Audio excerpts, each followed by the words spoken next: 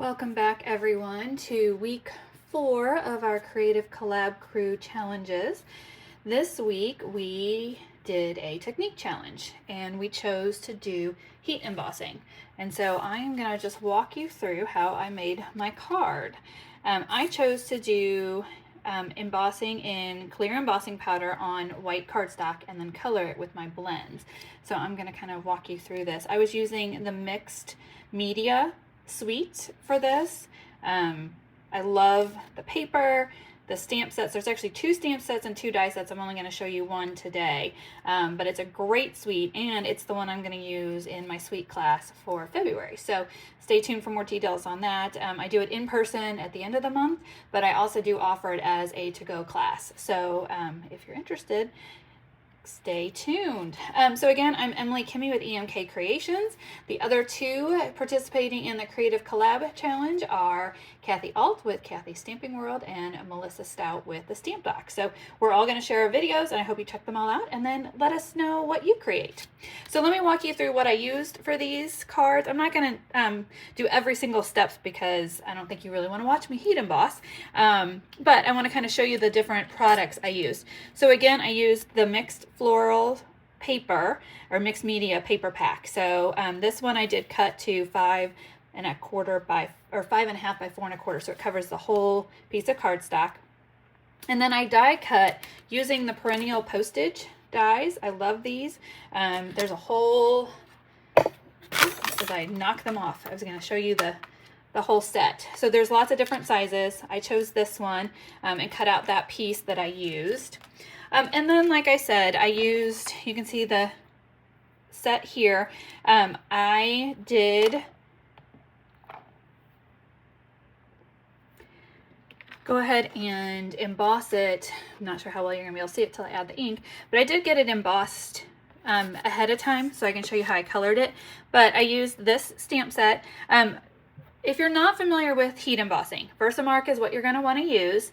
It is a watermark stamp pad, but because of the type of ink it is, it won't dry immediately, so you can add your embossing powder to it and it will hold it and then until you get it heat embossed.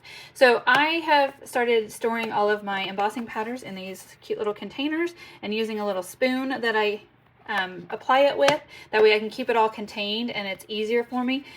The set that we sell is actually amazing. It will have your embossing buddy, which this is what you need to rub on your paper first in order to kind of get rid of the static that will hopefully keep the embossing powder only adhering to your ink and not to the rest of your paper. And then this little tray, this is an older version, but we do sell this now again. It's great if you don't want to have all these little containers. You just do it in here and then you can tap it and it'll go back into all the excess will go back into your containers. So that is a good thing to look at as well. And then the heat tool. So this is what we use then to actually set, and you're basically melting the ink. Again, I'm not sure how well you can see this until I add some color since I used clear. But I like this as a different technique because what I'm going to do, like I said, is we're going to add the ink to it, and that's going to have that image that we stamped come through. You know, again, it's clear right now, so you can't really see it, but if you start adding your ink, do you see how those start to show up? And now you can see those lines that we emboss. You can see your image. How cool is that? So that's what I did, is I just went through and I added my color all the way around in the different spots that I wanted it, keeping in mind that I was going to die cut it. So you can see that it's not going to give me all of the excess that you're seeing me put down here because it's going to die cut right around it. So you don't have to really worry about necessarily staying in the lines. You do want to stay in the area you're trying to cover because you're going to go back in and add, like we're going to add our yellow to the top there. And so you don't necessarily want too much of it to go down on what would be the flower part. But that's how I added my ink. And you can choose which size brushes you want to use. Honestly, the smaller ones are easier for doing this because it's fairly detailed. But I already had this larger one inked up with yellow, so I went ahead and used it, and I'm just doing it on the top anyway. But you can decide. We offer them in 2 sizes. big ones and little ones. They come in 3-packs. I love them for adding ink to items. So again, you can kind of see what that does. If you need to, you can always take a paper towel or a Kleenex if any of it is kind of starting to pull up on top of your embossing, but I don't think mine really has been doing that too much.